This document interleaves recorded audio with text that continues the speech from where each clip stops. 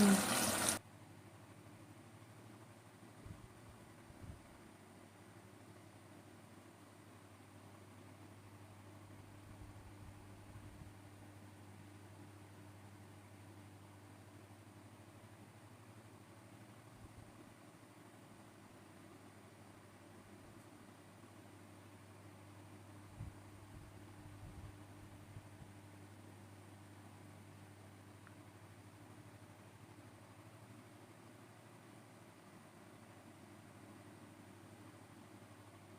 السلام عليكم ورحمة الله وبركاته. ازيكم عاملين ايه؟ احلى اخوات واحلى متابعين في الدنيا، يا رب تكونوا بخير في احسن صحة واحسن حال. وكل سنة وانتم طيبين بمناسبة السنة الهجرية الجديدة. وبشكر كل الناس اللي دخلت الفيديو اللي فات ورحبت بيا في القناة، بقول لهم الف شكر. ويا رب يدوم المحبة ويدوم التواصل بإذن الله. زي ما شفتوا بقى في اول فيديو ده، فيديو ذبح مطلوب مني في القناة من اختي مغربية.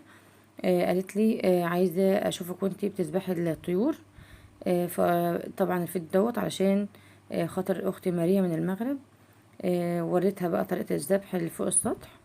طبعا بتكون السكينة فيها 3 مسامير. وكانت بقى بالطريقة اللي شفتوا ذبحتي بها ازاي فوق. هنا بقى نزلت وحطيت مية على النار. طبعا المية حطيت فيها نقطة بريل علشان تغير نفس الطيور، بس مش بتأثر على الطيور خالص، لكن هي بتدي ريحة حلوة للمية، لكن ما بتأثرش على الطيور خالص. زي ما شفتوا بقى اهم حاجة في تنظيف الطيور، نشيل الجناح ونشيل الديل اللي بيبقى فيه الريش. طبعا بيسهل بقى علينا على طول. وطبعا المكان اللي بنمسكه على طول ننضفه، ننضفه كله مرة واحدة، وبعد كده ننتقل في مكان تاني وننضف علشان منشيلش من كل شوية من كل مكان حتة. فبيبقى شكل الطير مش كويس وبياخد وقت، لكن الحتة اللي بنمسكها بنضفها على طول. خدتهم بقى على الحوض وزي ما شفتوا بقى فتحتهم، وادي بقى شطفتهم كام مرة، وادي هنقعهم بقى في المحلول. هسيبهم بقى فيها نص ساعة. طبعا هنا الليمون دوت بوريهولكوا دوت من قبل العيد. وهو عندي، وعملت معاكم فيديو طريقة حفظ الليمون في التلاجة والخضار. وكان بقى الليمون دوت من قبل العيد وهو عندي.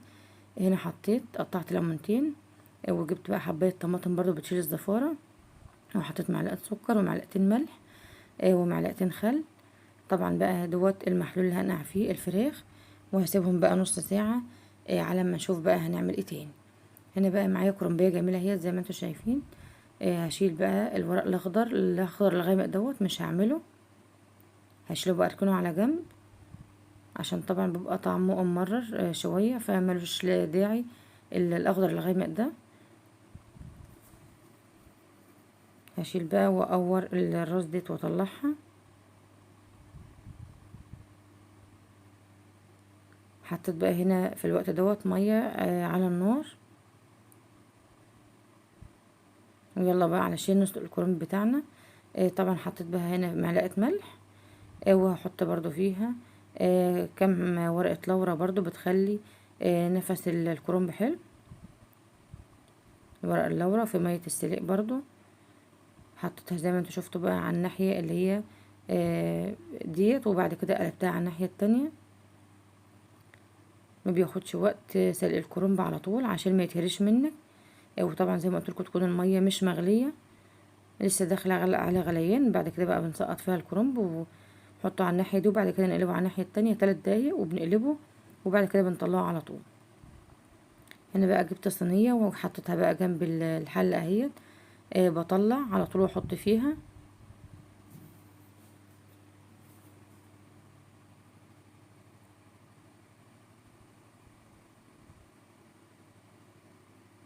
هطلع برضو دول كمان. في الوقت ده بقى اخدتها بقى على الحوض. طبعا فتحت ميه على طول. وبسقط بقى فيها الكرنب في المصفى.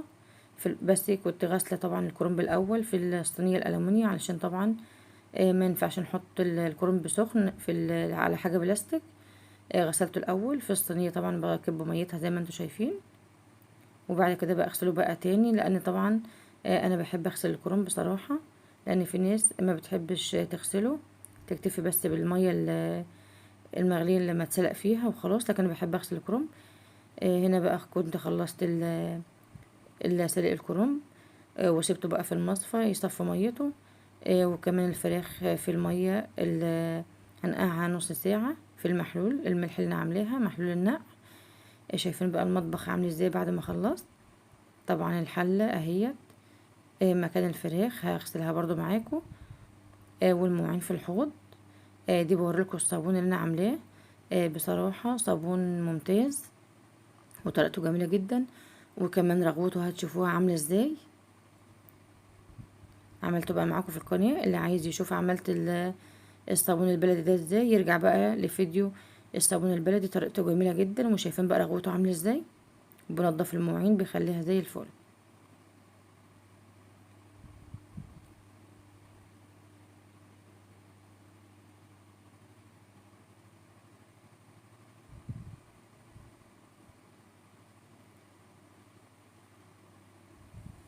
طبعا واحنا شغالين كده بقى نستغفر الله ونصلي على الرسول. الحاجات دي طبعا بتدينا طاقة إيجابية، وكمان عمل المرأة في بيتها عبادة، وكمان الأذكار هتزيدنا عبادة إن شاء الله. مش نضيع وقتنا كده يعني من غير لازمة.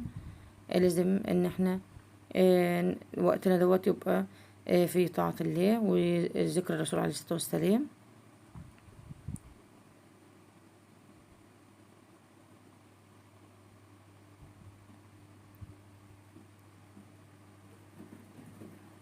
طبعا انا حاطه هنا فوطه المطبخ علشان بعمل عليها عشان الالومنيوم متزحلقش مني، وتثبت الحله اللي انا بغسلها. شايفين بقى الرغوه عامله ازاي. صابون بصراحه عجبني جدا، وباذن الله لو جربتوه برضو بالطريقه دي هيعجبكم. كده بقى خلاص هغسل بقى خلصت الحله اللي كنت عم بعمل فيها. هغسل بقى بقيه المواعين وبعد كده ارجع.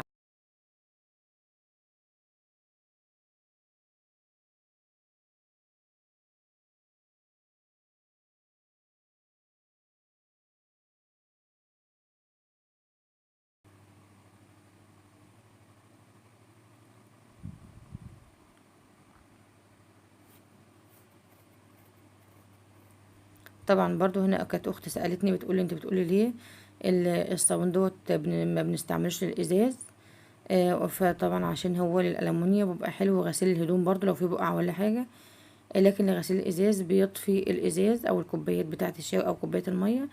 لما بنغسلها بالصابون دوت بتلاقيها طافية ما بتلمعش، لكن بنعمل بيه كل حاجة.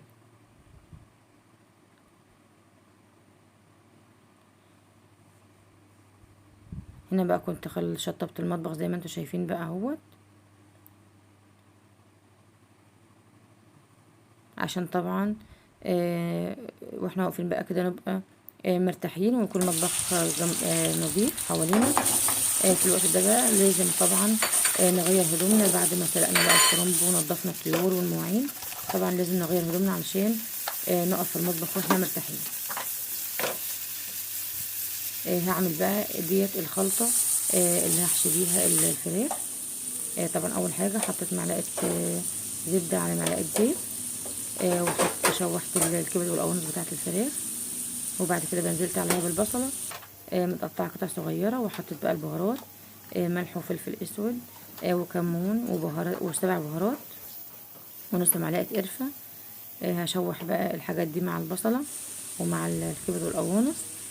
كنت غاسلة بقى كوباية رز هشوحها برضو معاهم. طبعا دي الحشوة اللي نحشي بيها الفراخ.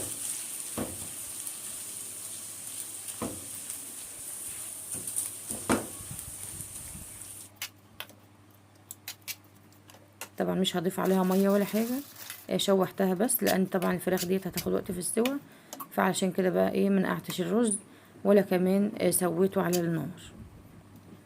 موركه الفراخ زي ما انتوا شايفين اهي.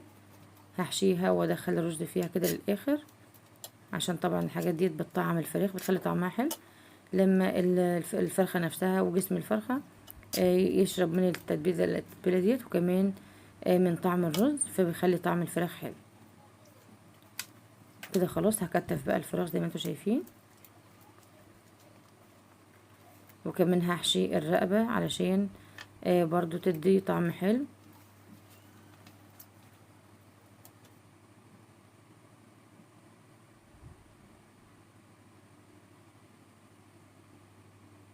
طبعا الرز بالبصل بالخلطة ديت بيدي طعم حلو للفراخ، فعشان كده برضو بحشي الرقبة من فوق كده. خلاص هاخدهم بقى على النار ونشوف بقى هنعمل ايه. مية بتغلي، حطيت فيها طماطم وبصل، وبرضه هحط فيها ورق لورا، وهحط بقى فيها التوابل، فلفل اسود. طبعا مش هحط الملح دلوقتي، الملح لما الفراخ تدخل على سوا هحط بقى الملح، عشان طبعا كلنا عارفين الملح بيأخر سوا اللحوم او الفراخ. هنا بقى غطيت بقى على الفراخ، وهنا هقطع بقى الكرنب. طبعا عامله معاكم فيديو قبل كده برضو مقطعه في الكرنب بطريقه جميله جدا، وطريقه سهله بتسهل عليكم وكمان بتختصر في الوقت. شايفين بقى بدخل كل ورقه مع التانية كده، بدخلهم في بعض. خدت اكتر من 5-6 ورقات مع بعض مره واحده، دخلتهم في بعض بالطريقه دي. هقطع بقى الحرف زي ما انتم شايفين. برضو ركزوا معايا عشان طبعا الطريقه دي جميله جدا وبتسهل عليكم وبتختصر في الوقت. هقطع زي ما شفتوا الحرف بتاع الكرنب، ركنته على جنب، وعملته بقى بالطريقه ديت اهيت. هشيل بقى من على الحرف، هشيل من على الحرف الورق من الناحيه دي والناحيه التانية برضو. طبعا الورق اللي طلعته دوت مش هرميه، هنحطه برضو في ارضيه الحله او نكمل بيه اي ورق عادي واحنا بنحشي.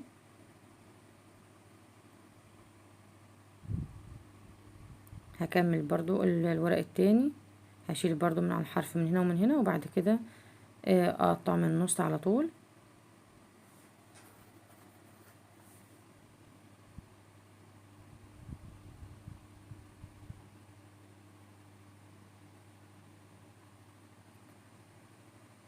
طريقة سهلة وجميلة جدا، وزي ما قلت لكم بتختصر في الوقت. هعمل برضو تاني. شايفين بقى تقطيع الكرنب عامل ازاي، وكمان طريقته سهلة وشكله جميل واختصار في الوقت زي ما قلت لكم. ادي الفراخ اهيت على النار بتغلي زي ما انتم شايفين اهي. زي ما قلت لكم مش هحط الملح بتاعها دلوقتي، في الاخر خالص هحط الملح. هنا بقى غسلت الرز، طبعا ما بنقعش رز المحشي، بغسله واصفيه على طول. وهقطع برضو الخضرة ديت كنت نقعتها في شوية مية ومعلقة خل، وبعد كده غسلتها وجبتها بقى اقطعها معاكم. دي حزمة من البقدونس والكزبرة والشبت مع بعض. طبعا لازم خضرة المحشي تكون متشكلة عشان طبعا بتدي نفس حلو للمحشي.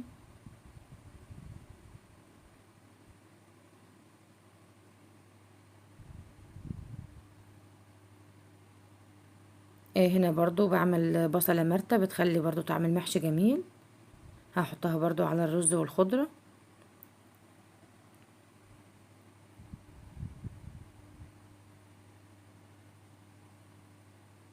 هقلبهم مع بعض الاول مع البصلة. مش عايزه اقول لكم كانت ريحتها عامله ازاي. هنا بقى الصلصه عشان اختصرت في الوقت، فما جبتش بقى. انا عملت معاكم صلصه المحشي قبل كده اكتر من مره في القناه، فما جبتهاش معاكم. هحط بقى هنا الملح بتاع المحشي. حطيت ملح وكمون وفلفل اسود وبهارات المحشي. هقلب بقى الحاجات دي كلها مع بعض ومع الصلصه والبصله. مش عايزه اقول لكم كانت ريحتها عامله ازاي. يلا بقى علشان نحشي دي كده بقى. طلعت في الصاله، طبعا مش قادرين واقفه ده كله. طلعت علشان احشي بقى زي ما انتوا شايفين معاكم اهوت.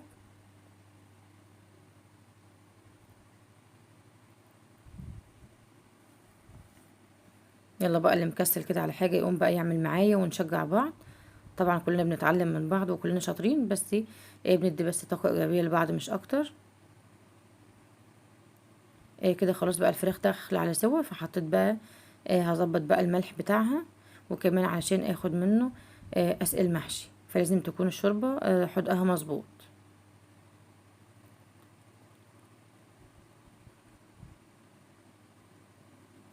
طبعا بناخد وش الشوربه، وبرده لازم ناخد من تحت علشان طبعا وش الشوربه بيبقى فيه سمونيه كتير. لو خدنا وش الشوربه بس المحشي ممكن يتحرق مننا، فلازم ناخد الوش بشويه من الشوربه من تحت، تبقى خفيفه شويه عن الوش لان السمونيه كلها بتطلع على وش الشوربه.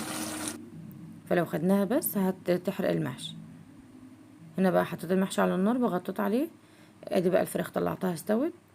دي هنا بقى معلقه صلصه طماطم او معلقه كاتشب اي حاجه. وهحط برضو عليها معلقه زيت.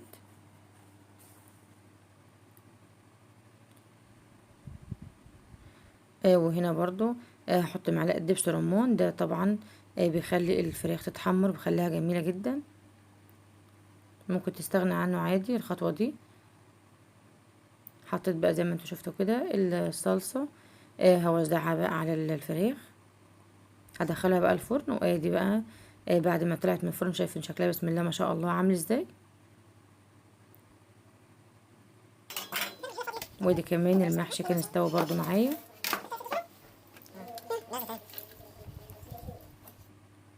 ايه رايكم بقى في فيديو النهارده؟ يا رب يكون عجبكم. ما تنسوش بقى اللايك والشير وسبسكرايب لاسرار الطعم الحلو مع عاده. في رعايه الله، والسلام عليكم ورحمه الله وبركاته.